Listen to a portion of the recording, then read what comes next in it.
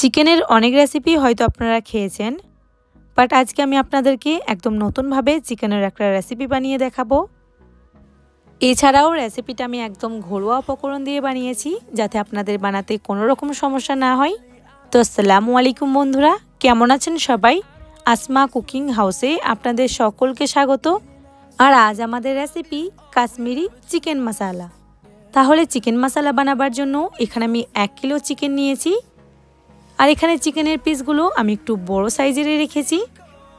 এবার চিকেনটাকে এখানে আমাদের কোনো রকম ম্যারিনেট করা দরকার নেই, ডাইরেক্ট এটা কড়াইয়ের মধ্যে দিয়ে কুক করে নেব। সেই জন্য চুলার মধ্যে একটা কড়াই বসিয়ে ওর মধ্যে দিয়ে দেব বেশ খানিকটা সর্ষে তেল। আর তেলটা ভালোভাবে গরম হয়ে আসলে ওর মধ্যে কিছু গোটা গরম মশলা দিয়ে দেব একটা জয়িত্রী ফুল, 2টো ছোটো এলাচ, 2 টুকরো দারচিনি, 2টো স্টার, 2টো শুকনো লঙ্কা, 2টো তেজপাতা, 4টে লবঙ্গ আর 6 থেকে 7টা গোলমরিচ। এবার এই গোটা মশলাগুলোকে দিয়ে একটু তেলের সঙ্গে নেড়েচেড়ে ভেজে নেব। আর হালকা একটু ভাজা হয়ে আসলে ওর মধ্যে দিয়ে দেবো একদম পাতলা করে কেটে রাখা পেঁয়াজটাকে দিয়ে একবার ভালোভাবে তেলের সঙ্গে নেড়েচেড়ে মিশিয়ে নেব। এবার যাতে পেঁয়াজটা তাড়াতাড়ি কুক হয়ে যায় সেই জন্য ওর মধ্যে দিয়ে দেবো পরিমাণ মতো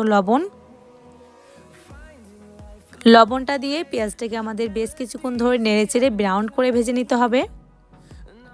এবার পেঁয়াজের কালারটা যখন হালকা একটু চেঞ্জ হয়ে আসবে ওর মধ্যে দিয়ে দেবো পাতলা করে কেটে রাখা টমেটোটা দিয়ে পেঁয়াজের সঙ্গে খুব ভালোভাবে নেড়েচেড়ে মিশিয়ে নেব।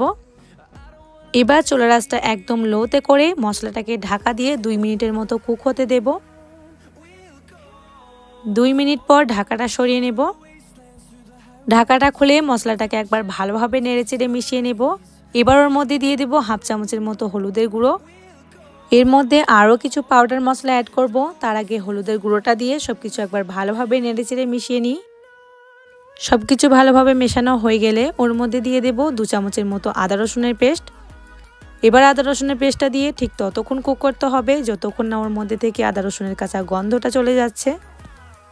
আর ফাইনালি আদা রসুনের কাঁচা গন্ধটা চলে গেলে ওর মধ্যে বাকি পাউডার মশলাগুলো অ্যাড করে দেব কালারের জন্য 1/2 চামচের মতো কাশ্মীরি লঙ্কার গুঁড়ো, 1/2 চামচের মতো ধনে গুঁড়ো, 1 চামচের মতো জিরে গুঁড়ো আর 1/2 চামচের মতো লঙ্কার গুঁড়ো।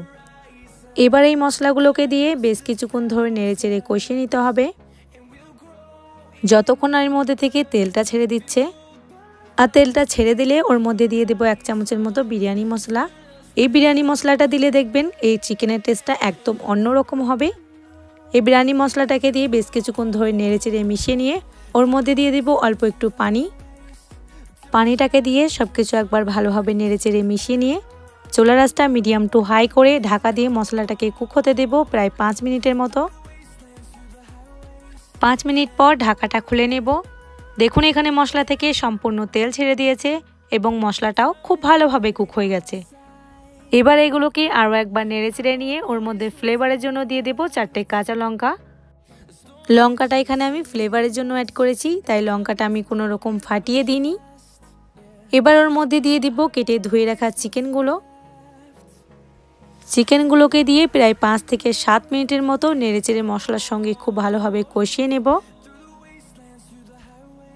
আর চিকেনটা যখন ভালোভাবে কষানো হয়ে যাবে তখন ওর মধ্যে দিয়ে দেব ফেটিয়ে রাখা 2 চামচের মতো টক দইটা দিয়ে চুলার আঁচটা একদম লোতে করে এটাকে আরও 3 থেকে 4 মিনিটের মতো কষিয়ে নেব। আজকের রান্নাতে যেহেতু আমি আলু অ্যাড করছি তাই আমি এর মধ্যে দিয়ে দেব ভেজে রাখা আলুগুলোকে আমি আগে থেকেই নুন হলুদ দিয়ে খুব ভালোভাবে 40%-এর মতো ভেজে নিয়েছি। এবার আলুগুলোকে দিয়ে আরও একবার ভালোভাবে সব কিছু নেড়েচেড়ে মিশিয়ে নেব।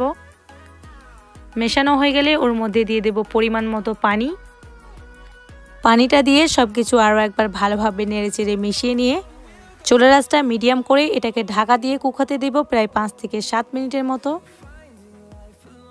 7 মিনিট পর ঢাকাটা খুলে নিলে আমাদের কাশ্মীরি চিকেন কিন্তু পারফেক্টলি রেডি। এবার এটাকে আরও একবার নেড়েচেড়ে নিয়ে রান্নাটাকে ফিনিশ করব, ওপর থেকে অল্প কিছু ধনেপাতা কুচি ছড়িয়ে। তো আশা করি এই ঘরোয়াভাবে কাশ্মীরি চিকেনের রেসিপিটা আপনাদেরকে নিশ্চয়ই ভালো লেগেছে। ভালো লেগে থাকলে আমাকে কিন্তু কমেন্টে জানাতে ভুলবেন না। আর সাথে আমার ভিডিওটা ভালো লেগে থাকলে অবশ্যই একটা লাইক করবেন। আর আমার ভিডিওটা যদি ইউটিউব থেকে দেখে থাকেন তাহলে আমার চ্যানেলটাকে সাবস্ক্রাইব করে আমার পাশে থাকবেন। আর যদি আমার ভিডিওটা ফেসবুক থেকে দেখে থাকেন তাহলে আমার পেজটাকে ফলো করে দেবেন, যাতে ভিডিও পোস্ট হলে সবার প্রথমে নোটিফিকেশনটা আপনার কাছে পৌঁছে যায়। তো আজকের ভিডিওটা এই পর্যন্তই, দেখা হবে নেক্সট কোনো রেসিপি নিয়ে ইনশাআল্লাহ। ততক্ষণ আপনারা ভালো থাকুন, সুস্থ থাকুন। আল্লাহ হাফিজ।